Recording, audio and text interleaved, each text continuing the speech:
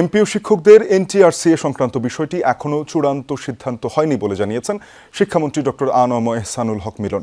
তবে প্রাথমিক আলোচনা পর্যায়ে রয়েছে বলে জানিয়েছেন শিক্ষামন্ত্রী। একই সাথে অভিযোগ করেন, আলোচনায় থাকা গুপ্ত কেউ কথা কেটে পত্রিকায় প্রকাশ করেছে।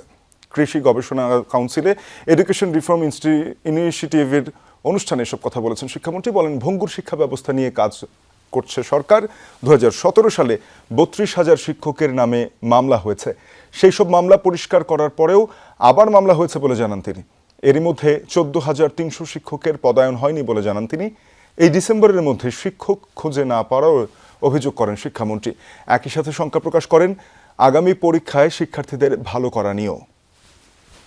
কলেজের ইউনিভার্সিটি ভিসি রয়েছেন, সেখানে মিছিল হচ্ছে। কিসের মিছিল? যে এমপিও শিক্ষকদেরকে ম্যানেজমেন্ট কমিটিতে দিয়ে দেওয়া হয়েছে। Who said it? একটি মিটিং এর রেজুলেশনের আলোচনার জায়গাটুকু কেটে কোন গুপ্ত এক লোক মন্ত্রণালয় থেকে আলোচনায় যতটুকু হয়েছে অতটুকু কেটে দিয়েছে, কিন্তু তার নিচে যে রয়েছে মাননীয় মন্ত্রী সেটাকে দেখবেন, পরীক্ষা নিরীক্ষা করবেন, তারপরে সেইটার প্রজ্ঞাপন জারি হবে।